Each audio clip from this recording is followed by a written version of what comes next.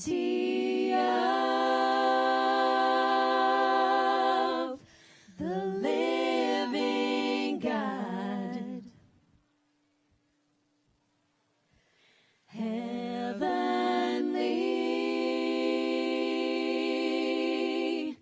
Jerusalem,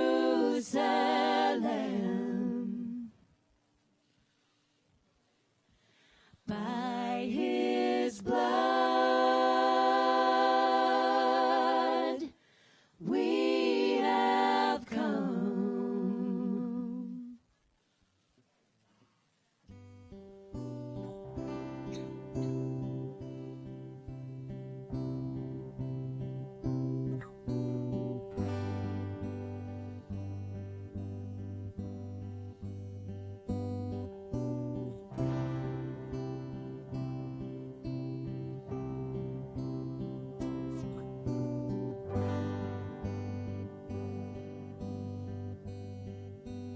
We have come to Mount Zion, city of the living God.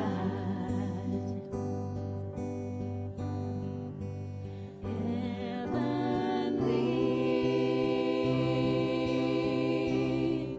Jerusalem,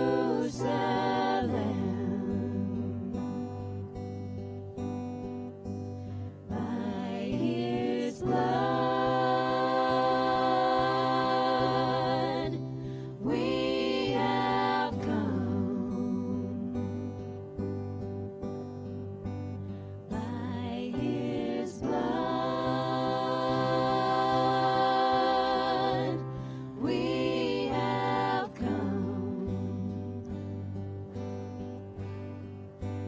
Thousands of angels dance around his throne, and thousands more sing out new songs, and elders throw their crowns down as all of heaven sings out. Worthy is the one, the Lamb who has overcome.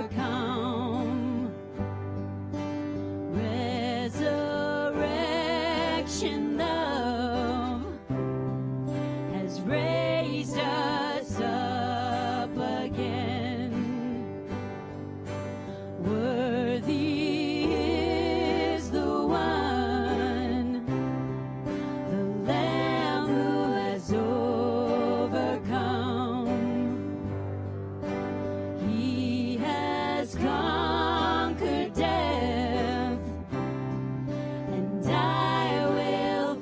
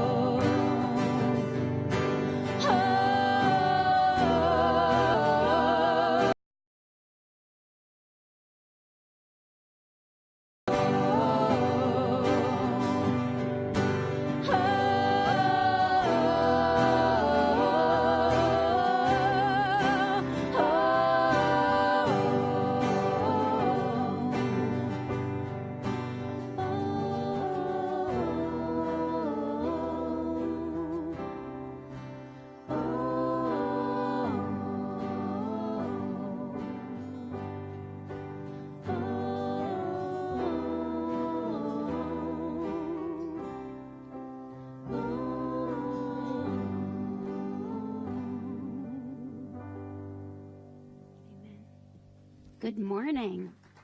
How is everybody today? So I was listening to that song this morning as I was driving in, and it was about 6 o'clock this morning, made easier with the time change. And the sky, probably no one was up at that time in this group, right?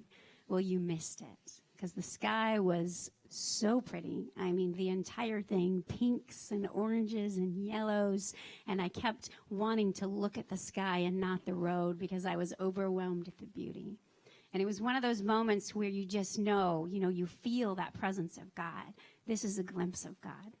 And I think so often that's what we're trying to do in this world. We're trying to find those glimpses of God and those glimpses of kingdom.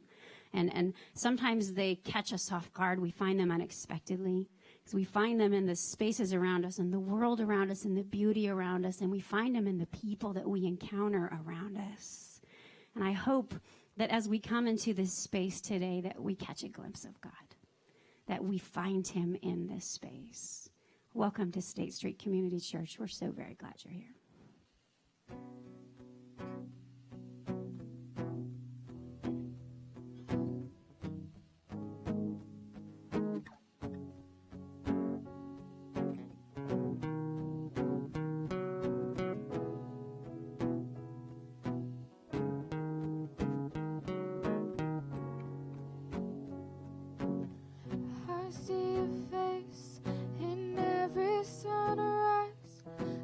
Color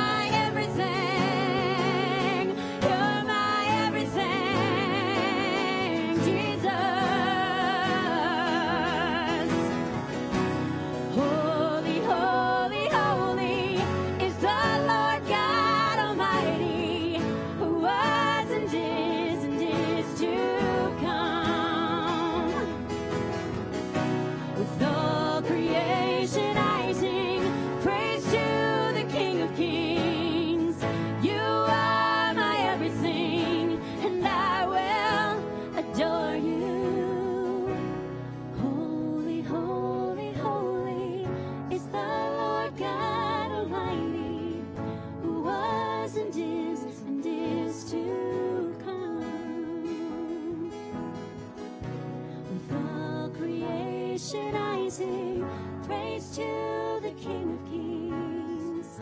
You are my everything, and I will adore you. God, we lift up your name. We recognize the power that is in the name of Jesus. May we lean into that. May we breathe it in. It's in your name that we find life. In your name that we find hope. In your name that we find newness. May we recognize that name and just run at it with hearts that are full.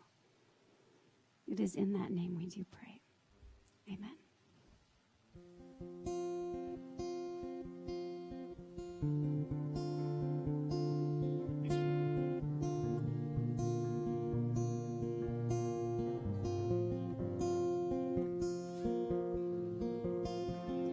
Find me grateful, find me thankful, find me on my knees.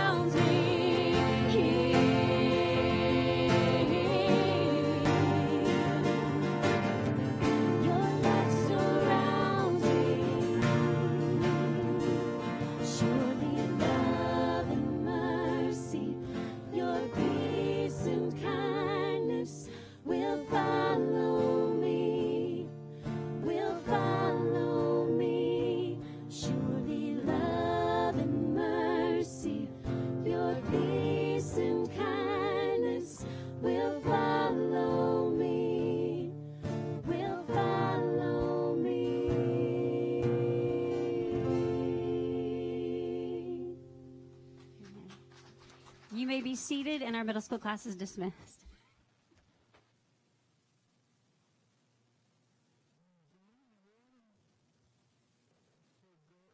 There we go. So good to see you. So does everyone feel a little bit more rested this morning? Yeah? Remember this feeling when the spring comes and we have to go back, that you borrowed this hour, all right? I am now on a campaign. Anytime we do a discussion over dinner, I'm going to ask our legislators to get us on the right time, all on the same time, hopefully. Sorry, I got screws loose. That's funny. But it didn't work at our last discussion over dinner, but I'm gonna keep on fighting for you, so that we're all on the same time. Hey, if you're new with us today, so glad that you came. We're not gonna point you out or anything. Hey, look at that new guy. But we are glad that you're here. We're glad that you have joined us, whether it's in person here at State Street or it's online. Wherever you're at, we're glad that you are gathering with us. And we are a just and generous expression of the Christian faith, and we believe that Jesus is making us well again.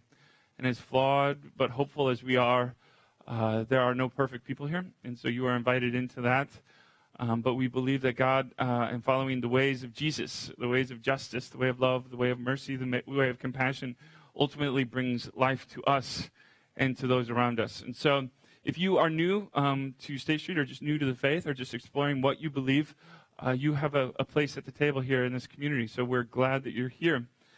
We are in a series on gratitude. Obviously, it's Thanksgiving season, but it's an important part of our faith to continue to think about how we are receiving gifts and how are we reflecting the embodiment of gratitude in this world. Last week in our series, we're in the third week, but last week we talked about being grounded in a certain kind of truth. And that truth is literally just this idea that God is sitting not over us, God is not sitting beyond us, God is sitting with us at the table in the wilderness of our lives. And He's offering us gifts. And this idea of faith is the embodiment of people who recognize that there are gifts to this world. There are gifts to existing.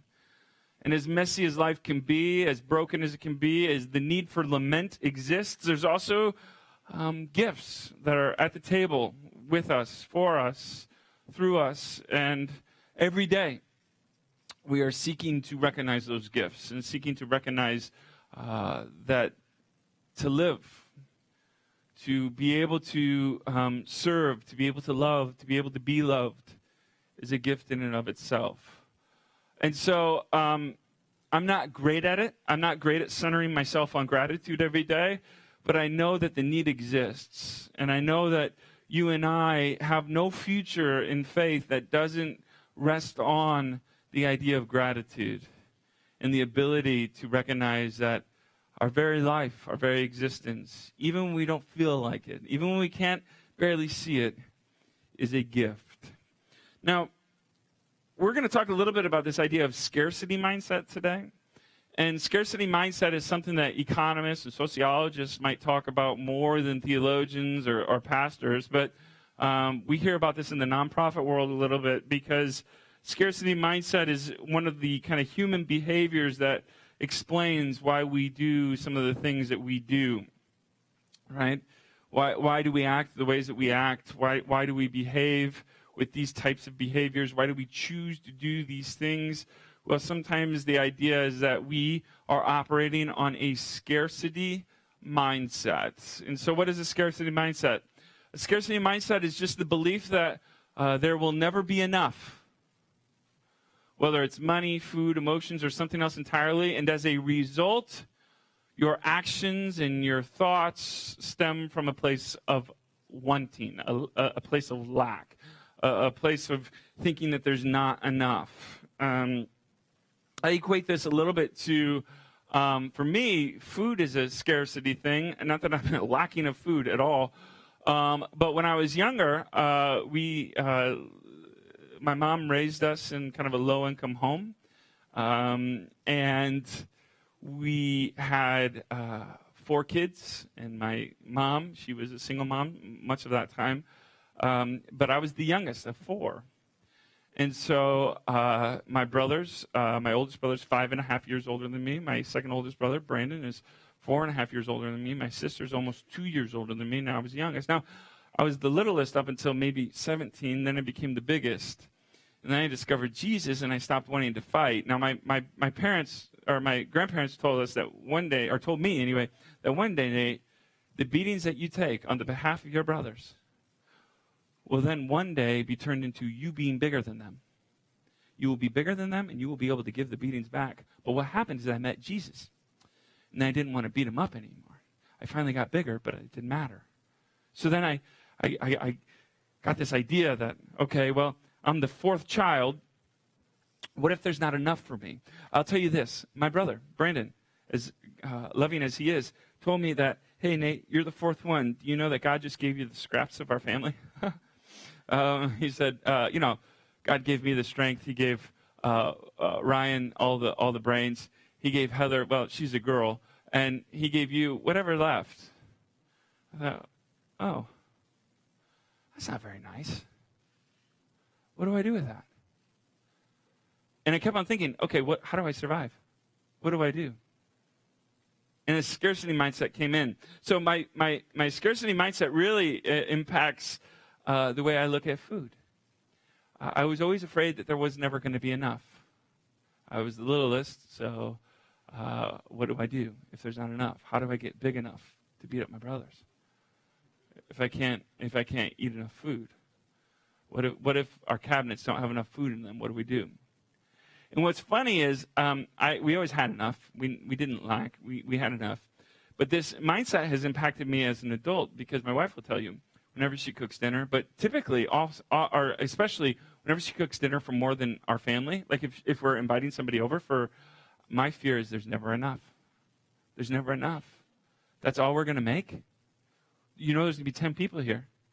Or we're ordering pizzas. I'm like, we probably should order 20. Because there's not enough. She's like, that's like a pizza for every person. I'm like, yeah, I know, but what if they're hungry? My fear is running out of stuff, not enough. And she always laughs at me because she's like, we always have an abundance of everything, right? Of food, of all these things. And at the end of it, there's like half left. And we put it in the refrigerator and if we want to eat leftovers, we do. Half of it goes to the dog. Like there's always enough. Why do you think that there's not going to be enough? There's always enough. And I think a psychologist would have like a heyday trying to figure out how this impacted me and how this kind of got into my spirit. But this scarcity mindset of not enough often molds our actions and our thoughts and our worldviews, right?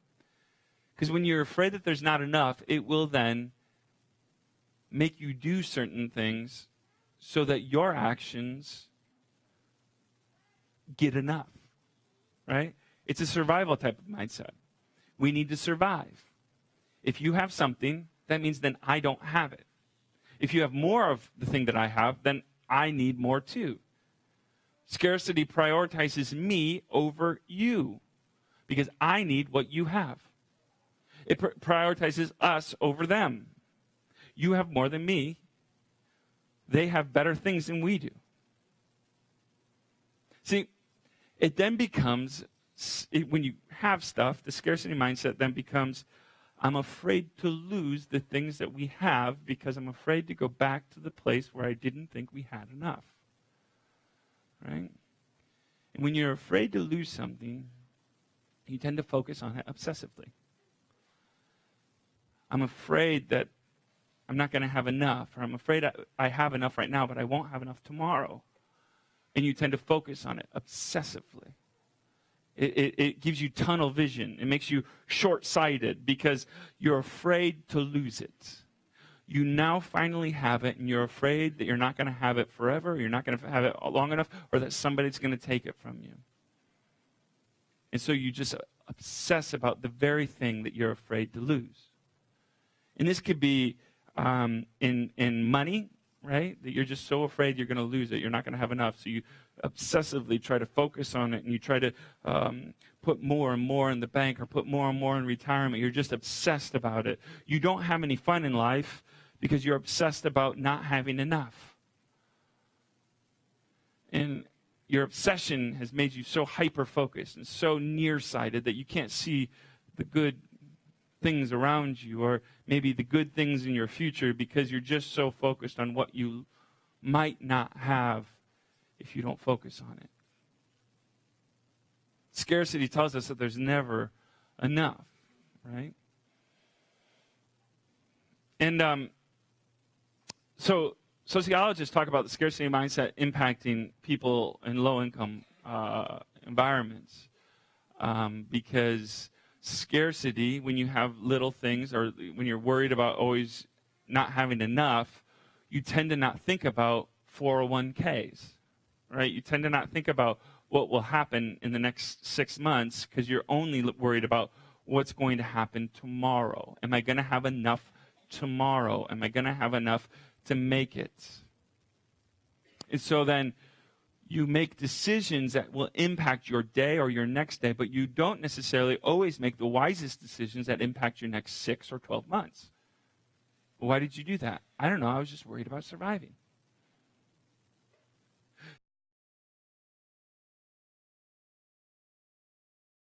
Have you known anybody that's so afraid that their relationship's not going to work out that they become obsessed about it? Like, they're just so afraid. What happens if the good things we have isn't good forever and you leave me, or we don't have this? And so they become so focused on it. They become so insecure about it. And this idea of scarcity, that there's not enough. You're not going to want to do this forever. You're not going to want to love me forever. You're not going to want to be with me forever. You're not going to, and because there's only so much of you, and I'm going to need all of you. What do I do? I don't. And it becomes toxic to relationships. Scarcity mindset. How about this? Those of you that have seen people rebound in relationships, right? And you're like, that rebound person, not that great. You're getting out of a bad relationship and you're going to what seems like a worse one. Why is that? Why is this idea of rebound? We have it culturally, right? Oh, that's just a rebound person. You almost know that that's not probably a good person, or maybe not the best person, but they just rebounded to that. And why is this concept in our vernacular? Why do we understand it culturally? It's because oftentimes the rebound person is a reflection of the insecurity of scarcity. I'm afraid that I'm going to be alone. I'm afraid that I won't have enough. I'm afraid that what if in the future, I don't have anybody that loves me. And so you panic and you get nearsighted and you have tunnel vision just to find someone that fills the gap between what you think you lack. And it impacts your actions. It impacts your ideas because you're so narrowly focused on today. And I say you, but I look in the mirror at myself. So much of what I do and how I behave is impacted by my scarcity mindset, right? Even here. Sometimes we talk about the best thing to do and the right thing to do and what's the wisest thing to do. And I think about, wait, what if somebody gets upset about that? What if I say that or I do that and this person? Now, we know it's the right thing to do. We know it's the wisest thing to do. We know ultimately it'll be the better thing to do. But I worry about, what about tomorrow, though? What if that family gets upset? What if they're mad at me? What if they're...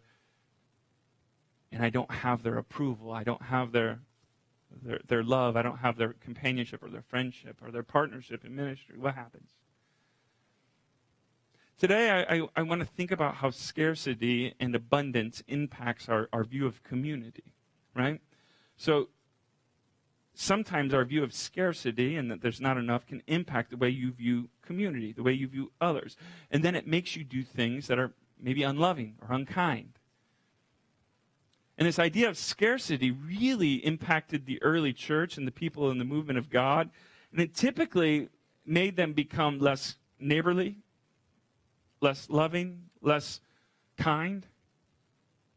And it typically ended up meaning that they started putting up barriers for people to become part of their community, right? So the question we're asking then is, as people of Jesus, as people following the ways of Christ, Do we believe that there is space for everyone within the community? Everyone.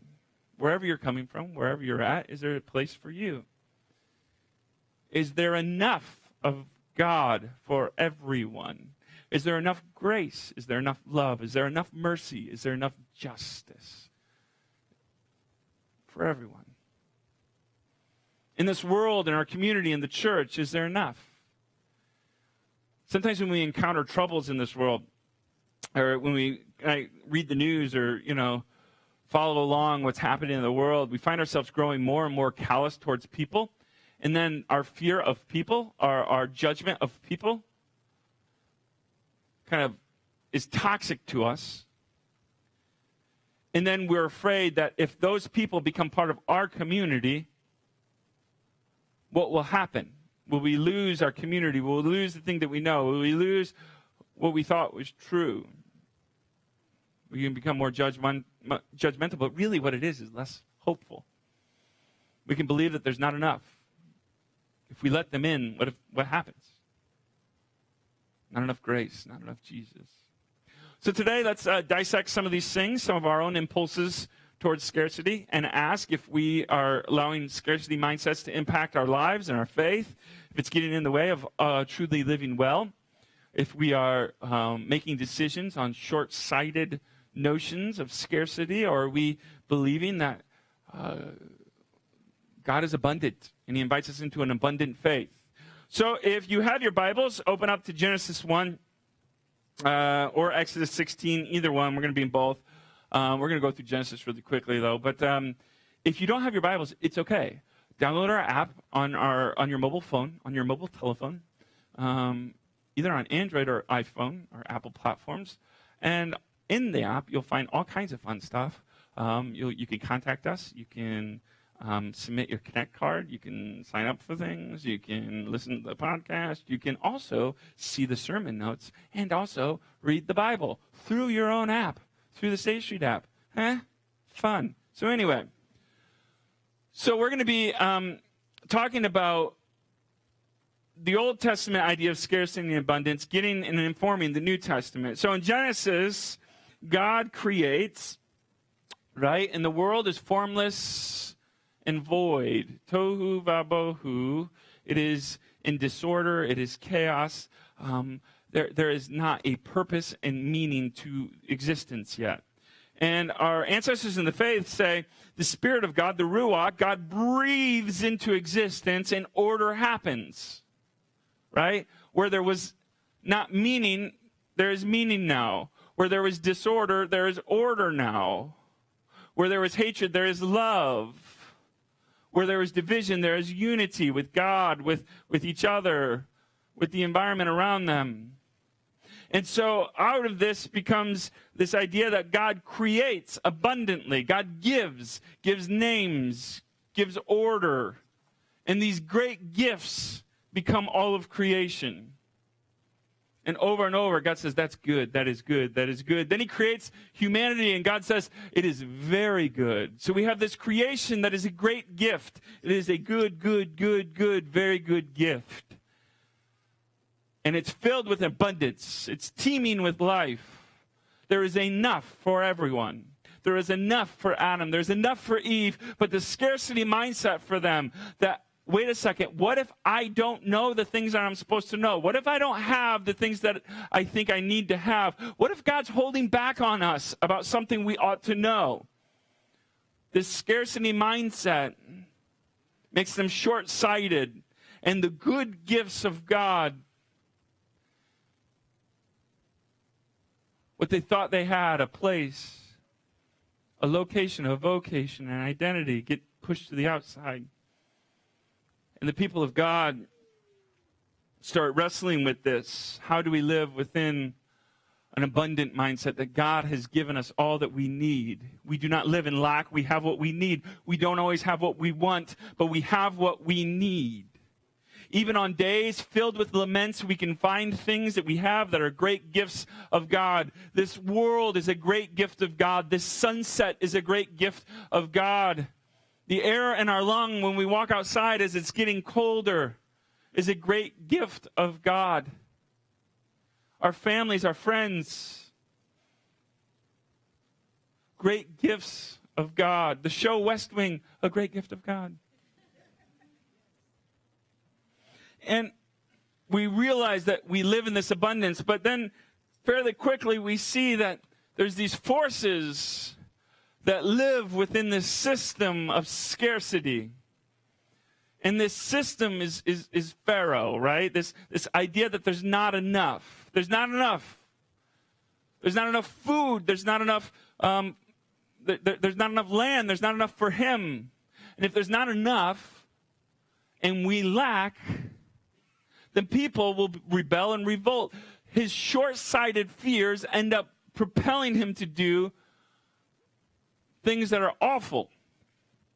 And so what he does, because in Exodus we see Pharaoh feeling that there's not enough, and what if there's a famine? What will happen to the people? What will happen to my leadership? What will happen to my authority? What happens? There's not enough. Then Pharaoh first takes all the land of the people. All of Israel's land he takes. Says, this is mine now. I need it. I need to use the land. I need to grow on the land. Everything you grow is now mine. Then the next year, okay, I still don't have enough. All of your cattle are now mine. This is for the betterment of everyone else because I need to make sure that everyone has enough. So I'm going to take what is yours and take it because what I have is not enough. What we have is not enough. I need to accumulate and take. And then the next year, because all of the land and all of the cattle are gone, what do we have left to take but people? Pharaoh takes Israel as slaves. It's never enough. So work harder. Do more. What you have is not enough. What you're producing is not good enough. You need to produce more. Because what happens if there's no food? What happens if there's not enough land? So take it. Do more. Push people more to get more from them. They need to produce more. What they're producing is not enough. This is all tied to a scarcity mindset. Control them, manage them, fix them, monopolize them. There's not enough. It's a system of empire. It's a hierarchy system that you at the top take from the people below them. They take from the people below them. And then the people at the bottom have nothing. They have nothing. And Pharaoh was ruthless, but more than ruthless, he was afraid. He was afraid of not having. He was afraid to not have enough in the future. Pharaoh tries to control his fears through the management and oppression of a people. There's a story about a pastor in 1930s Germany, and he meets Hitler. And he goes home and he tells his wife, he says, I met Hitler, and I can tell he's afraid. Just meeting him and hearing him and his plans for Germany, he could tell his plans are based out of fear, fear of the other, fear of not knowing, fear of not having enough, fear of not controlling. And so if you're living in fear constantly of not having enough, you must take what is not yours. Instead of recognizing that what you have is enough and what we have is a gift, you take from others, just like Pharaoh did. And then finally, after getting so exasperated, after God sends plagues on the oppressor and sends and passes over the families that are obedient to God, who are living in abundance, who recognize that even though they're in slavery, even though they're in bondage, they serve a God who is going to provide for them. He tells Moses, Pharaoh does, and he tells Aaron to take their people and leave. I don't want you here anymore. Exodus 12. The Egyptians urged the people, Israel, to hasten their departure from the land, for they said, we're all going to be dead if you stay here. Get out of here. We don't want you here. So their fears then didn't change necessarily. They didn't go from a scarcity to an abundance mindset. Their fears just changed. What they feared was not just having enough. Their fear was that our lives will be taken from us. So get out of here. We don't want you here. You're impacting our life. You are impacting our wellness. Get out of here. There's not enough for you. Leave. And so after this, God sends Israel into the wilderness, not for a day, not for 20 days, not for 40 days, but 40 years. 40 years. There were people that enter into the wilderness that don't enter out of it because they die in the midst of it. Right? And they don't know they're going to be there for that long. Can you imagine saying, okay, we're finally out of Pharaoh's reach. We're finally out of this. And like a week later, you're going, okay, let's find a new place, 2 weeks later, you're like, okay, getting a little tired here. 2 months later, going, okay, does anybody know where we're going? Then 2.5 months later, we see this. On the 15th day of the second month, after they had departed from the land of Egypt, the whole congregation of the Israelites complained against Moses and Aaron in the wilderness. Where have you taken us? Do you even know where we're going? What's going on here? The Israelites said to them, if only we had died by the hand of the Lord in the land of Egypt when we sat by the flesh pots and ate our fill of bread, for you have brought us out into the wilderness to kill this whole assembly with hunger. You know what?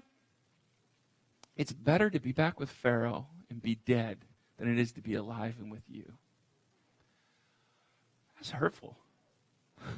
Can you imagine Moses and Aaron being like, well, that one cut deep. You're saying you'd rather be dead where at least you had food, you had bread, with them than you would in freedom here. And you know what? It's 2.5 months. You're not dead yet, so you've had enough. Yeah, you're a little hungry, but you're still living. Yeah, but I had more back there. I had more where I came from. It wasn't good. It was death. It was slavery. It was bondage. It was oppression. But it was home. It goes on to say, then the Lord said to Moses, I'm going to rain bread from heaven for you, and each day the people shall go out and gather enough for that day. Let's talk a little bit about the difference between God the Father and Nate the Father. When I hear my kids complain, I don't go, you know what, let me give you more. I say, okay, give me that thing back. You complainer. You negative Nancy. Sorry if your name's Nancy. Like, why are you complaining? Why are you complaining that I'm not getting you anything in the store of candy when we had trick or treat the night before and you have a bag at home filled with all the candy you want that I'm not even touching because I'm trying not to get fatter? What are you doing? Trying not to. I didn't say I wasn't. You have all this stuff. What do you mean you're upset that you're not getting something here? You have toys from Christmas you've barely even looked at. What do you mean you need more toys? You have enough. What do you need more for? But God, that's how God responds to our aches and our complaining and our moaning. He says, here's a plan. I'm going to show you my provision. I'm going to rain bread from heaven for you. I'm going to provide for you. I'm going to give you what you need. Each day, your daily bread, each day, you're going to go out and gather enough for that day. Then a couple of verses later it says, so Moses and Aaron said to all the Israelites, in the evening you shall know that it was the Lord who brought you out of the land of Egypt. Right? You're going to know this because you're going to get provided for. And in the morning, you're going to see the glory of the Lord. So at night, recognize that God has brought you out of slavery. And in the morning, you're going to see the glory of the Lord with bread. Because he's heard your complaining. And he's not ignoring you. And he doesn't dislike you. For what are we? Moses and Aaron say, why are you complaining against us? And Moses said, when the Lord gives you meat to eat in the evening and your fill of bread in the morning, because the Lord has heard your complaining that you utter against him, what are we? Your complaining is not against us, but against the Lord. It's not us that's providing you this. It's not us, it's God. It goes on to say, so in the evening, quails came up and covered the camp. They had food at night. And in the morning, there was a layer of dew around the camp. When the layer of dew lifted, there on the surface of the wilderness was a fine flaky substance, as fine as frost on the ground. When the Israel saw it, they said to one another, what's that?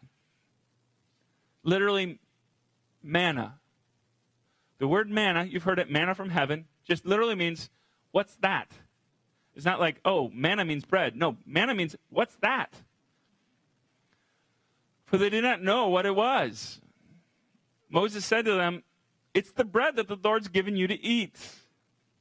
Now, they had seen bread at that point, right? It's not like they didn't know what bread was. They'd seen it, but obviously didn't recognize it. They're like, oh, that's bread? Okay, all right. God has given you this gift. Sometimes it's hard to recognize it, though.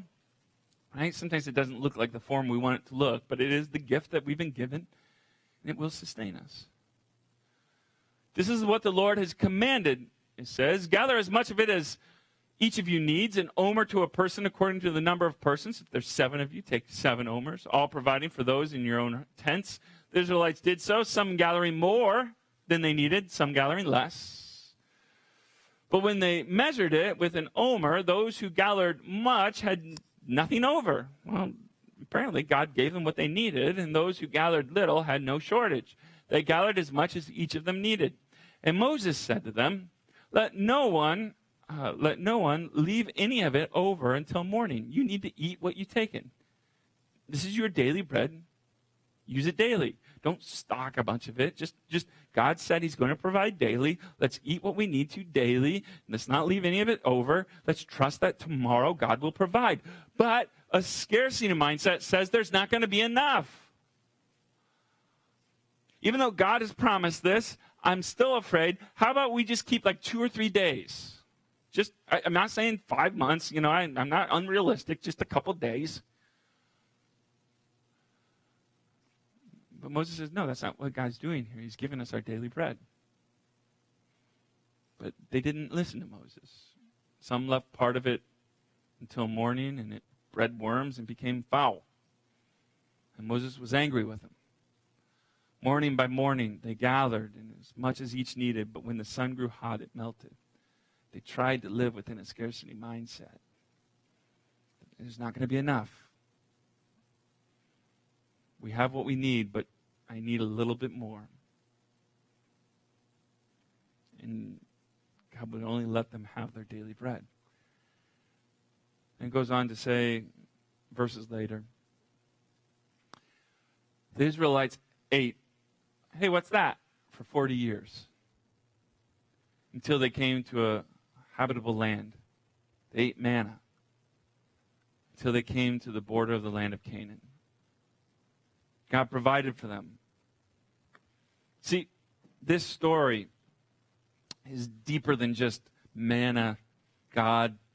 It's a theological treatise on the idea that God cares for his people even when they didn't know where they were going and what to do with it.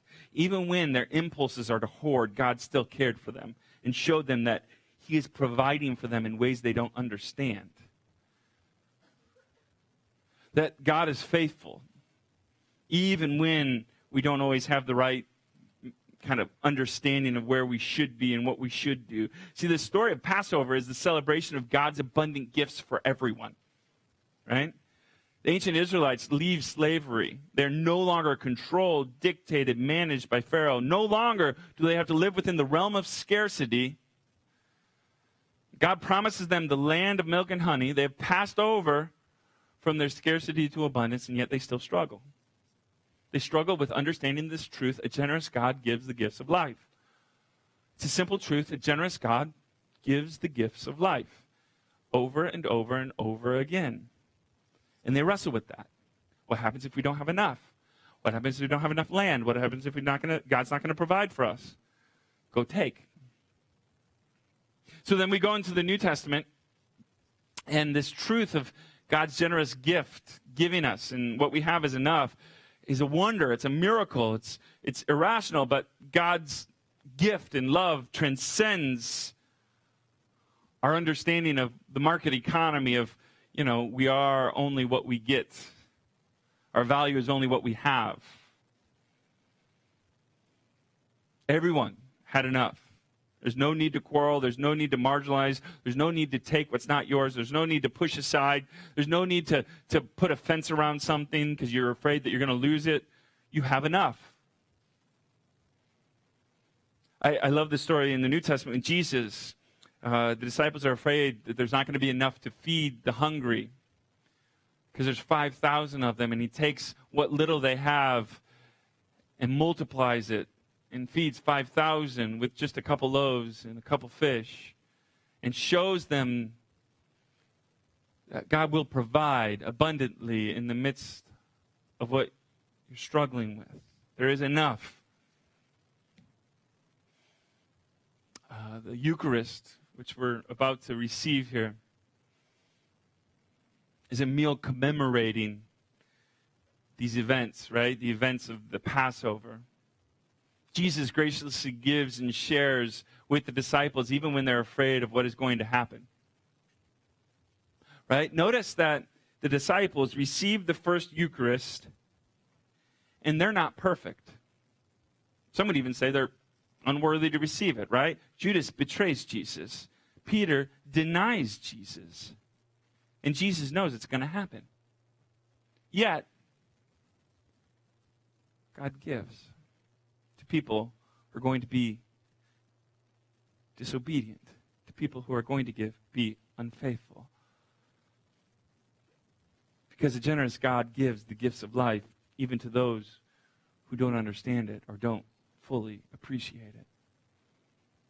Matthew 26, while they were eating, Jesus took a loaf of bread, and after blessing it, he broke it, gave it to the disciples, and said, "Take, eat, this is my body." Now this word, take, is very interesting. It's the word lambano, which means receiving something. So it could also mean not just take, eat, this is my body. It could mean receive, eat, this is my body. I had a friend, a Methodist friend, who was a pastor when I was pastoring at Lamb's Chapel, which is a Methodist church, and he said, "Hey, Nate, you said come and take communion, but it's not taking, because in the table we don't take anything. We're given. We're given stuff. We're given gifts. You're not taking anything. You're receiving it.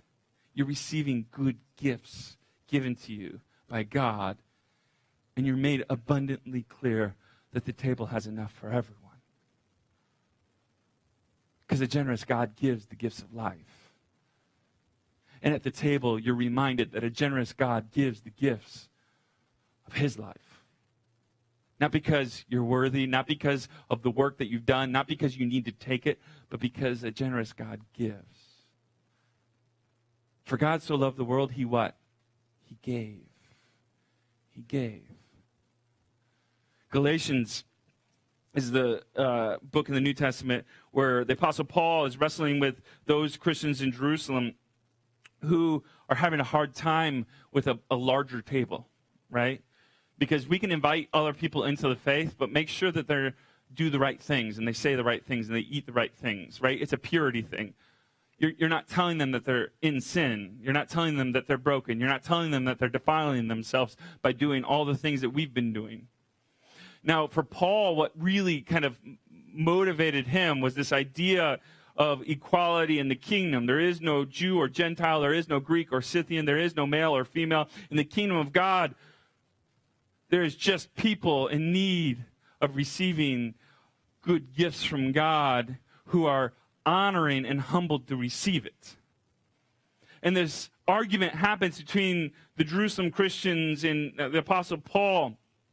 And he gets upset because they don't seem to understand that even those who are different than them, who have even a different understanding of faith than them, belong at the table of Christ with them.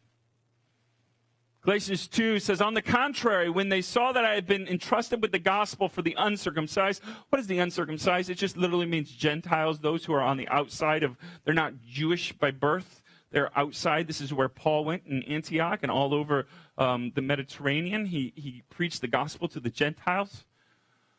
Just as Peter had been entrusted with the gospel for the circumcised, Peter stayed primarily in Jerusalem to those who had a Jewish background.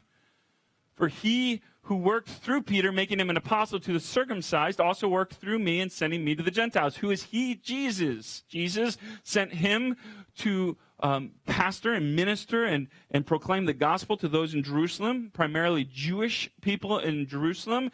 And Jesus told me to go to Antioch and all throughout Judea to proclaim the good news of Jesus Christ to the Gentiles. And when James and Cephas and John, who were so-called acknowledged pillars, this is Paul being pretty actually upset at those who are in Jerusalem because they've put up a fence around the table, recognized the grace that had been given to me. They gave Barnabas and me the right hand of fellowship, agreeing that we should go to the Gentiles and they to the circumcised. You can read about this account in Acts, I think in chapter 15, 16, 17, somewhere in there. So they say, okay, you know what? We're going to agree to disagree on some things. Just don't do these things, do these things. We'll agree to live in the gray, in the middle a little bit. But you go to the Gentiles, we'll stay over here. But when Cephas came to Antioch, so Cephas, Peter, comes to Antioch up north to a primarily Gentile church, I opposed him to his face. I got mad at him. Why? Because he stood self-condemned. For unto certain people came from James, he used to eat meat with the Gentiles. He used to include them. He used to be okay with them. He used to say, you're a part of this movement, that you are okay with who you are. You don't have to do what I do. It's okay. He used to eat meat with them. But after these people came, he drew back and he kept himself separate for fear of the circumcision faction. The other Jews joined him in the hypocrisy, so that even Barnabas, my dear friend Barnabas,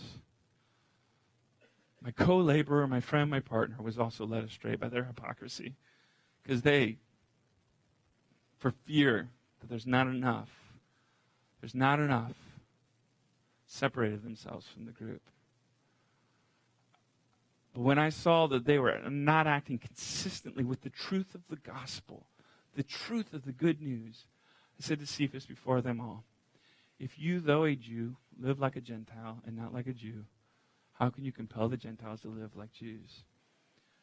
Why are you putting a fence in between the table? Why are you not eating with people who are different? You're in fear of people, what other people will say. When they're not here, you're happy to live and with these Gentiles and eat this meat that they eat. But when you're watched, you're afraid of losing your influence. You're afraid of what they'll say. You're afraid that you won't have their friendship anymore. You won't have your influence anymore. This fear, this scarcity that there's not enough for you motivates you to do awful things, Paul says. See, Paul's upset because Peter's fears of being pushed away or outside or being treated as another, like a Gentile, quite frankly, is making him do the very thing, making him work against the very thing Christ came to do. The gifts of life are being stopped by an ungenerous person. See, when we come to the table of Christ, as we're about ready to do, we give thanks for an abundant table. That we don't have to worry about who is and is not worthy. We come all who are in need of being made well by Jesus, who are seeking to find Jesus at the table. And we give thanks for an abundant table that welcomes Jews, that welcomes Gentiles, that welcomes Greeks, that welcomes Scythians, that welcomes males, that welcomes females, to receive the good gifts of God's grace and love. Manna from heaven, God has provided enough. The bread of life, God has given enough for what you need. Your daily bread is here. So, the meaning of the Eucharist, why we break bread together, why every week, and why this is for me the most important thing that we do, is the recognition, Eucharist, to give thanks that Jesus is God's good gift to the world. This isn't State Street's Eucharist. This is Jesus' table. And Jesus is God's good gift to the world. His body broken for us, not just some of us, for all of us. His blood shed for all of us. And God gives us the invitation. Come, receive it. Receive the good gifts of God. So then the question becomes, do you believe that there's space for everyone to receive the good gifts of God? And if you believe these things, as I do, then do you live them out in radical ways? Do you make space at the table of God for others? Or are you afraid of what others will say or what others will do if they see you eating meat with this group over here? If they see you defending this group over here? It's a wrestling match. It is. It's hard. It's hard to be grateful every day. It's hard to recognize the good gifts of God's grace every day. That you've done nothing to earn it or deserve it, but you've been invited to receive it. And then, as good receivers of God's gift, of acknowledging the one giving it to you, you've been asked to go give it to others. So we're going to enter into this table, this Eucharist, together as equals, in need of being made well by Jesus, of need of receiving the good gifts of God, of acknowledging that God has not abandoned us. God's presence is here with us in the wilderness of our lives, in the struggles, in the pains, in the victories.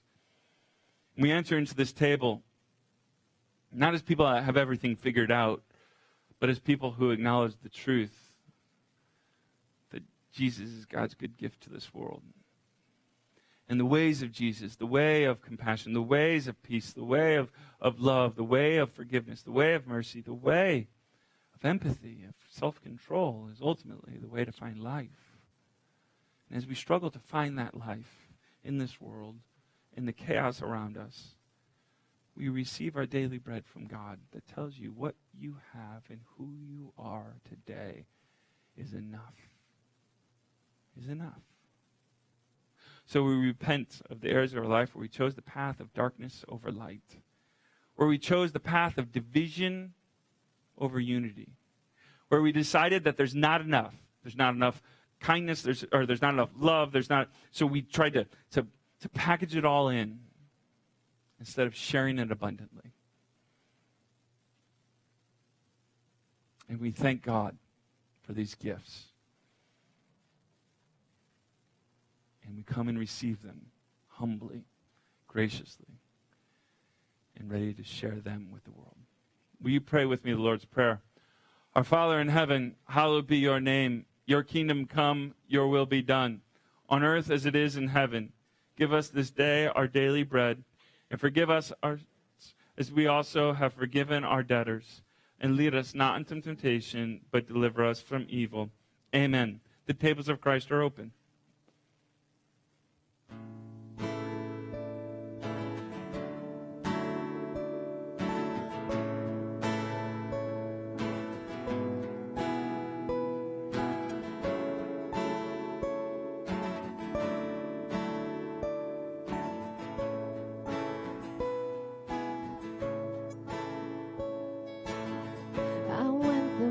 Of wayward winds in a world of trouble and sin, walked along in crooked mud behind a million rank and file, got where I came from somewhere back when I was young. I was a good man's child,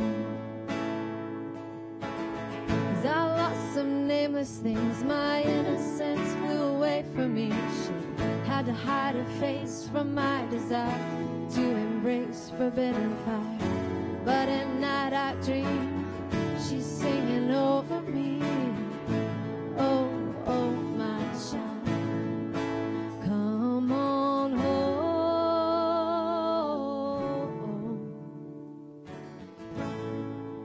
home to me, and I will hold you in my arms. And joyfully there will always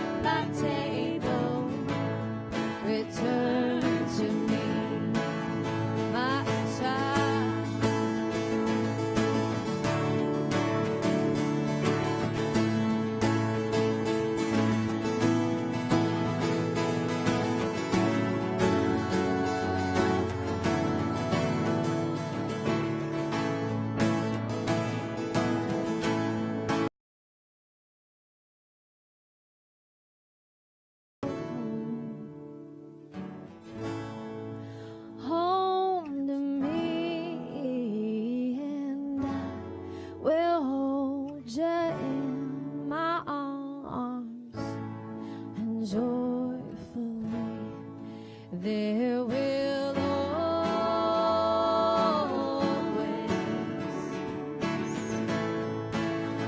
always be a place for you at my table. At my table. At my table. Return to me. Amen. There will always be a place at the table of Jesus for you. Hey, before we go, please stand with us real quick. There is a new, well, there's not a new book club, but the book club is starting some new stuff here. We have a book club that meets every Thursday morning at 6:30 to 8, so you can come before work if you like to get up early. But it's a great group of people that like to kind of just struggle with reading books. And I love this new project they've got going on. It meets here at State Street in the coffee shop, but they're going to read the 100 must-read books about Christianity. They found a list. I don't know, Diane, where'd you find the list? Was it? Okay, but it was on the internet anyway, but it had different types of books, different backgrounds, not, all the same. But they just wanted to start kind of reading the 100 essential books. Some of them are classics, some of them are fiction, some of them are nonfiction, these kind of things. And they're going to start this Thursday. And the first book is Life of the Beloved by Henry Nouwen. If you'd like to join that group, I encourage you to do so. If you have any questions about it, you can come and talk to Pastor Becky or myself or Diane Carpenter, who's right here. Raise your hand, Diane, and she'd love to talk to you more about it as well. But it'll be Thursdays at 6:30 in the morning here at State Street. We have coffee, right? No? Okay, good. We have coffee. Yeah, it is the coffee shop. Also, Thanksgiving, sorry. We have our Thanksgiving meal the day before Thanksgiving here at State Street. We open up the doors and we cook a great big Thanksgiving feast, not just for those in low income, but for everyone. And we need your help with it. If you'd like to serve or be a part of it, you can sign up for that at the foyer. This week we'll have it all in the app to sign up for as well. We need people to cook turkeys and hams. We need people to, what? Oh, no more hams. Sorry, people, you waited. We do need people to cook turkeys. We get the turkeys, right? We buy them, but you cook them and then you cut them and then you bring them back. Also, we need people to cook or to make cakes, pies, and crumbles. If you are a baker or you'd like to be a participant in that, you can sign up for that. That doesn't mean by the way, if you cook a turkey or you bake a pie or something, that doesn't mean you have to stay for the event. You can drop it off during the day as well. But the more people we have participating, the better. If you have questions about that, come and talk to Pastor Becky. And she would be happy to kind of fill you in a little bit more on the details. We'll get all that stuff in your app this week as well. Also, do we have anything else?